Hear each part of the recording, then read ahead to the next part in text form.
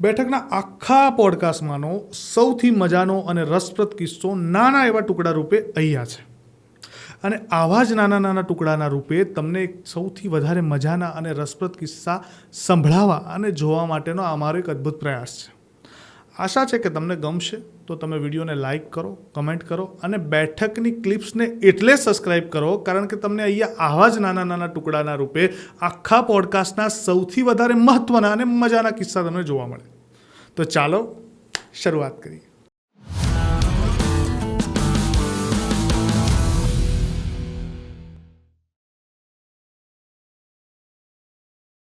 કર્ણપિશાચિની એ મહાદેવીના નિમ્ન કોટીના જે સ્વરૂપો છે એમની એક સાધના છે. કર્ણપિશાચિની, સભામોહિની, વર્તાલી અને અલગ અલગ પ્રકારના નામો. સભામોહિની તો મને ખ્યાલ છે. વર્તાલી શું છે? વર્તાલી છે કર્ણપિશાચિનીનું એક પોઝિટિવ સ્વરૂપ છે, કાઇન્ડ ઓફ હકારાત્મક સ્વરૂપ એને કહી શકાય, કે જેમાં જેવી રીતે મેં એક પોડકાસ્ટમાં વાત કરી હતી એવી રીતે કે કર્ણપિશાચિની તમને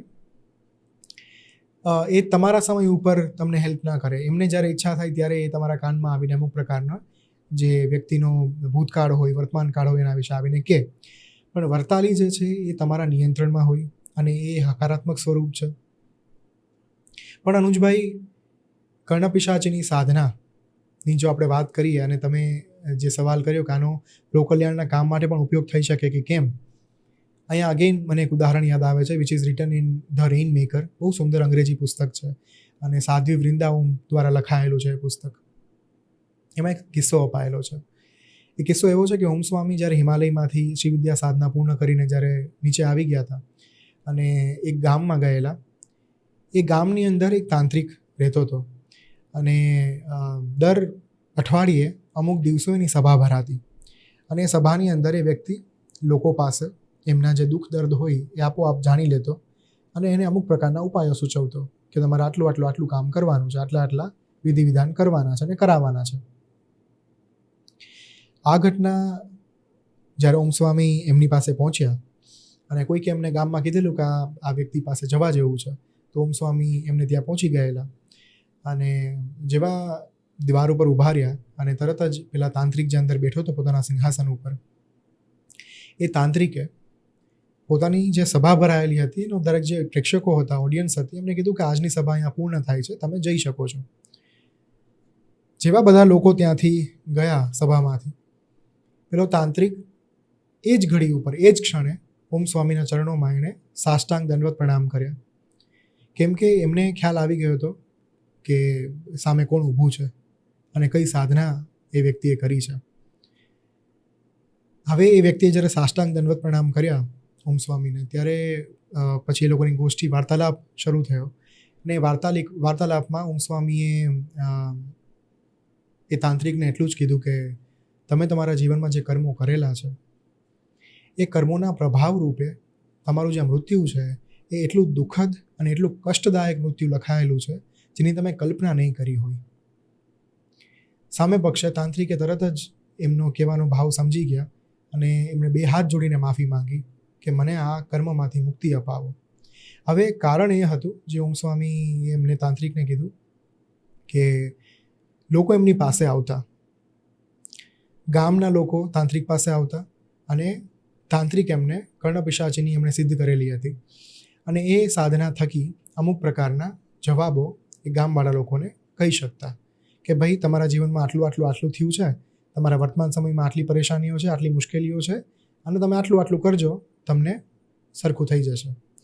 હવે કર્ણપિશાચિનીનું એક લક્ષણ એ છે કે તમને ભૂતકાળ અને વર્તમાનકાળ તો બહુ સરસ રીતે કહી આપે પણ ભવિષ્યકાળ ન કહી શકે. હવે આ કારણોસર તાંત્રિક એમની પાસે આવનાર વ્યક્તિના ભૂતકાળ અને વર્તમાનકાળ તો જાણી લેતો પણ ભવિષ્યકાળ કહેતી વખતે, ઉપાય કહેતી વખતે એ માત્ર ને માત્ર ફેક ઉપાયો કહેતો, ખોટા ઉપાયો. કેમ કે એને ખબર તો હતી નહીં કે ભાઈ આ વસ્તુ સોલ્વ કઈ રીતે થશે. એટલે જે મનમાં આવે એ રીતે પૈસા કમાવાના ભાવ સાથે, સ્વાર્થ પૂર્તિ માટે અને પોતાની એક છાપ ઊભી કરવા માટે કે હું કેટલો મહાન તાંત્રિક છું, કેટલો સિદ્ધ પુરુષ છું, એવી છાપ ઊભી કરવા માટે એ લોકો સમક્ષ મિથ્યા ઉચ્ચારણ કરતો અને ખોટું બોલતો. આ કારણોસર એના જે પાપ કર્મો હતા, જે ખરાબ કર્મો એણે ભેગા કરી લીધેલા, એની મૃત્યુ એ પ્રકારની જ લખાયેલી હતી.